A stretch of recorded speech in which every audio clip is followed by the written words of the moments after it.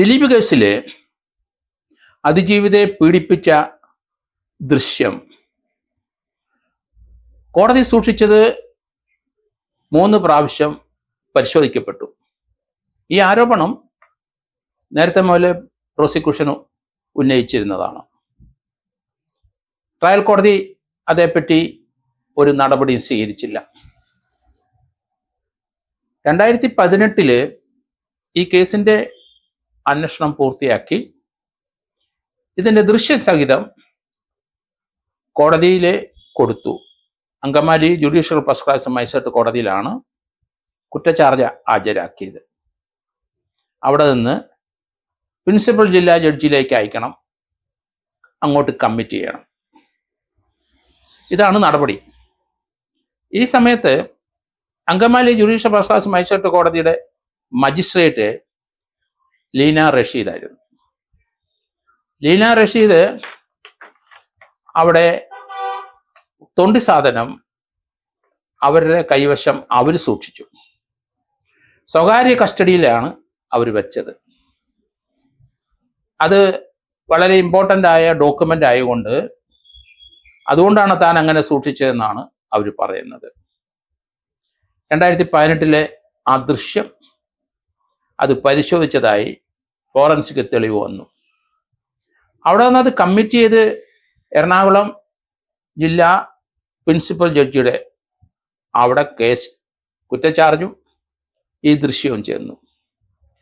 അവിടെ ജില്ലാ ജഡ്ജിയുടെ PA മഹേഷ് 2018 ഇത് പരിശോധിച്ചിരിക്കുന്നു.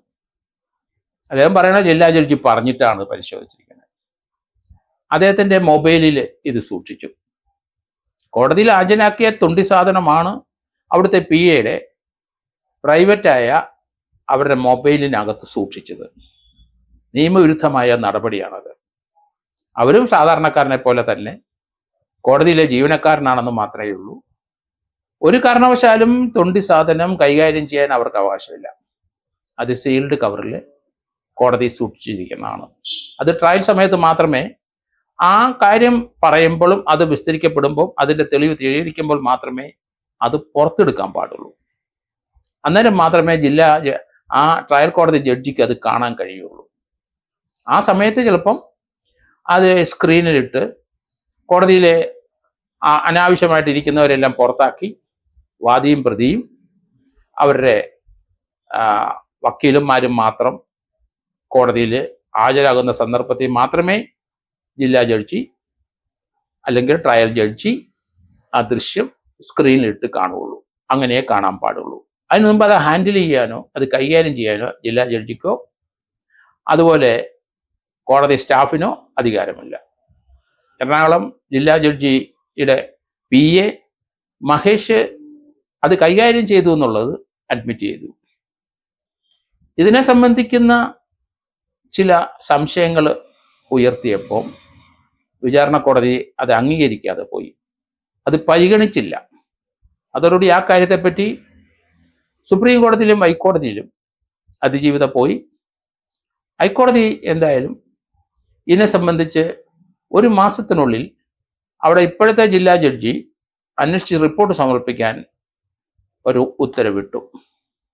2018 judicial first class magistrate Leena Rasheed അത് പരിശോധിച്ചിരുന്നു, സമ്മതിച്ചു.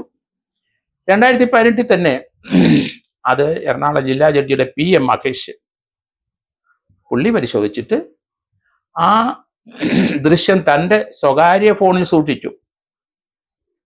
ആ സ്വകാര്യ ഫോണ് ഇപ്പോൾ ഹൈക്കോടതിയിൽ നിന്ന് ജില്ലാ ജഡ്ജി അതേപ്പറ്റി അന്വേഷിച്ചപ്പോൾ ആ ഫോണ് നഷ്ടപ്പെട്ടു എന്ന് പറഞ്ഞു. ഏതായാലും അത് ജില്ലാ ജഡ്ജി പറഞ്ഞിട്ടാണ്, പ്രിൻസിപ്പൽ ജില്ലയിൽ പറഞ്ഞിട്ടാണ് താൻ അത് നോക്കിയെന്നും കൂടെ അദ്ദേഹം കൂട്ടിച്ചേർത്തിട്ടുണ്ട്. മൂന്നാമത് കാണുന്നത് ട്രയൽ കോടതിയിലാണ്. ഇപ്പം വിസ്താരം നടക്കുന്ന കോടതിയിൽ ആ തൊണ്ടി സാധനം പരിശോധിച്ചിരിക്കുന്നു. അവിടുത്തെ ശിരസ്താർ 2021 ജൂലൈ 19 അത് പരിശോധിച്ചിരിക്കുന്നു, രാത്രി 10:50. അപ്പം 3 പരിശോധിച്ചു. 3 ഫോണിനകത്ത് അത് സൂക്ഷിച്ചിരിക്കുന്നു.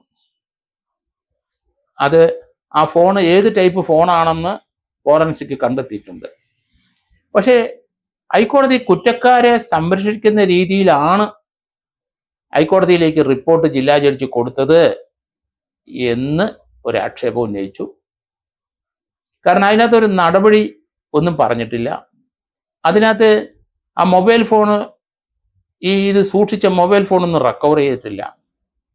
അങ്ങനെയുള്ള കാര്യങ്ങളെല്ലാം ഒരു ഫാക്ച്വൽ റിപ്പോർട്ട്. ആ റിപ്പോർട്ടിനകത്ത് ആരെയും കുറ്റപ്പെടുത്തിയിട്ടില്ല. അതുകൊണ്ട് അതിജീവിത ഇപ്പോൾ ഹൈക്കോടതിയിലേക്ക് പോയിരിക്കുന്നു. ഇതേപ്പറ്റി ഒരു അന്വേഷണം നടത്തണം. ഏതായാലും കണ്ടെത്തി, അത് പരിശോധിച്ചു എന്നുള്ള പത്രങ്ങളിലും അതുപോലെ TV-യിലും യൂട്യൂബിലൊക്കെ ഇങ്ങനെ ആ വാർത്ത പറന്നുകൊണ്ടിരുന്നു. പക്ഷേ ഇപ്പോൾ ഹൈക്കോടതിയിലെ നിയോഗിച്ച ജില്ലാ ജഡ്ജി അത് പരിശോധിച്ചിട്ട് റിപ്പോർട്ട് കൊടുത്തതിനകത്ത് ഈ 3 സ്ഥലങ്ങളിലും ഇതിൻ്റെ ദൃശ്യങ്ങൾ പരിശോധിച്ചു, അത് മൊബൈലിൽ സൂക്ഷിച്ചു. തീർച്ചയായിട്ടും ആ മൊബൈലിൽ നിന്ന് എത്ര പേർക്ക് ഈ ദൃശ്യങ്ങൾ പോയി എന്നുള്ള കാര്യം ആ മൊബൈൽ വീണ്ടും പരിശോധിച്ചെങ്കിൽ മാത്രമേ അറിയാനൊക്കുള്ളൂ. എന്തായാലും പുറത്തു പോയി എന്നുള്ള കാര്യത്തിൽ സംശയമില്ല. ഈ റിപ്പോർട്ട് ഹൈക്കോടതി കിട്ടിയിട്ടുണ്ട്. ഇതൊരു IGPയുടെ നേതൃത്വത്തിൽ, സീനിയറായ ഒരു IG-യുടെ നേതൃത്വത്തിൽ ഈ കാര്യം അന്വേഷണം നടത്തണം. ഒരു കേസിന്റെ അന്വേഷണം പൂർത്തിയാക്കി തൊണ്ടി സാധനങ്ങൾ പലതും കോടതി കൊടുക്കുമ്പം കോടതി അത് രഹസ്യമായി സൂക്ഷിക്കുകയും ട്രയൽ കഴിയുന്നിടം വരെ അത് കോടതിയിലെ ഭദ്രമായി സൂക്ഷിക്കുന്ന തൊണ്ടി ആർട്ടിക്കിളാണ്. അക്കൂട്ടത്തിൽ പെട്ടതാണ് ഈ ദൃശ്യങ്ങൾ. അത് ടാമ്പർ ചെയ്തിരിക്കുന്നു, അത് ആരോ കൈകാര്യം ചെയ്തിരിക്കുന്നു. അത് അതീവ രഹസ്യമായി സൂക്ഷിക്കേണ്ട അവരുടെ പ്രൈവറ്റായ കാര്യങ്ങളാണത്, അവരുടെ പ്രൈവസിയെ ബാധിക്കുന്ന കാര്യങ്ങളാണ്. അത് വെളിയിലേക്ക് പോയിരിക്കുന്നു എന്നുള്ള കാര്യത്തിൽ യാതൊരു സംശയമില്ല. ഏതായാലും ഹൈക്കോടതി അത് ഫയൽ സ്വീകരിച്ചു. പ്രോസിക്യൂഷന്റെ അതിജീവിതയുടെ ആ പരാതി ഹൈക്കോടതി അത് ഫയൽ സ്വീകരിച്ചു കഴിഞ്ഞു. 12-ാം തീയതി നാളെ അതിനെ സംബന്ധിക്കുന്ന ഒരു ഉത്തരവുണ്ടാകും എന്നാണ് കരുതുന്നത്. എന്തായാലും കേരളത്തിലെ രാഷ്ട്രീയത്തിലും അതോടൊപ്പം സിനിമാ മേഖലയിലും പൊതുജനങ്ങളിലെയും അതീവ ശ്രദ്ധയോടെ എല്ലാവരും നോക്കിക്കാണുന്ന ഒരു ട്രയലാണ് ദിലീപും ദിലീപിൻ്റെ കൂടെയുള്ളവർക്കെതിരായി അതിജീവിതയുടെ പരാതിയിൽ നടക്കുന്നത്. ആ ട്രയലിൻ്റെ ഏകദേശം അതിൻ്റെ കോടതിയിലുള്ള വിസ്താരങ്ങൾ പൂർത്തിയായിരിക്കുന്നു. ഇനിയിപ്പം അതിൻ്റെ അന്വേഷണ ഉദ്യോഗസ്ഥന്മാരെ ചോദ്യം ചെയ്താൽ മതിയാവും. മാർച്ച് കൊണ്ട് അന്വേഷണം തീരുമെന്നായിരുന്നു, ട്രയൽ തീരുമെന്നായിരുന്നു സുപ്രീം കോടതി പറഞ്ഞത്. ഏതായാലും ഈ പുതിയ വെളിപ്പെടുത്തലോടുകൂടി അത് എവിഡൻസിലേക്ക് കൊണ്ടുവരേണ്ടി വരും.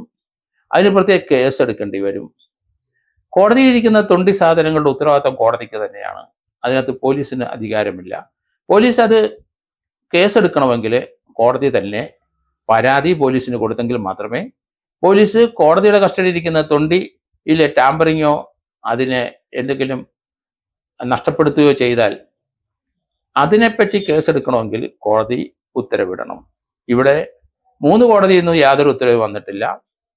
ജുഡീഷ്യൽ ഫസ്റ്റ് ക്ലാസ് മജിസ്ട്രേറ്റ് കോടതിയിൽ വന്നിട്ടില്ല, പ്രിൻസിപ്പൽ ജില്ലാ ജഡ്ജിയിൽ നിന്ന് വന്നിട്ടില്ല, ട്രയൽ കോടതിയിൽ നിന്നും വന്നിട്ടില്ല. ഇനി ഹൈക്കോടതിയിൽ നിന്ന് വരണം. എങ്കിൽ മാത്രമേ പോലീസിന് ഇതിനെ സംബന്ധിക്കുന്ന ഒരു അന്വേഷണം നടത്താൻ ഒക്കുള്ളൂ. അത് ട്രയൽ കോടതിയുടെ പരാതി പുറത്തോ അല്ലെങ്കിൽ ഹൈക്കോടതിയുടെ നിർദ്ദേശപ്രകാരമോ ആ അന്വേഷണം പോലീസ് നടത്തണം. കുറ്റക്കാരെ കണ്ടെത്തണം.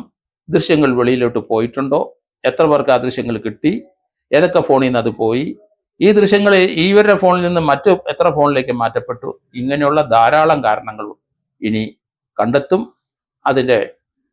അതിൻ്റെ ഫാക്ച്വൽ റിപ്പോർട്ടിനകത്ത് അത് എങ്ങനെ സംഭവിച്ചു, ആരൊക്കെയാണ് ഉത്തരവാദികൾ എന്നുള്ള കാര്യങ്ങൾ പുറത്തു വരുമ്പോൾ കേസിൻ്റെ ട്രയൽ നിർത്തിവെച്ചിട്ട് ഇതിൻ്റെ അന്വേഷണ റിപ്പോർട്ടൂടെ ചേർത്ത് ട്രയൽ മുന്നോട്ട് കൊണ്ടുപോകേണ്ടി വരും. കാരണം ഇത് ട്രയലിനകത്തുള്ള പ്രധാനപ്പെട്ട എവിഡൻസ് ആണ്. ഇതിൻ്റെ ബേസിലാണ് ഈ കേസ് നിലനിൽക്കുന്നത്.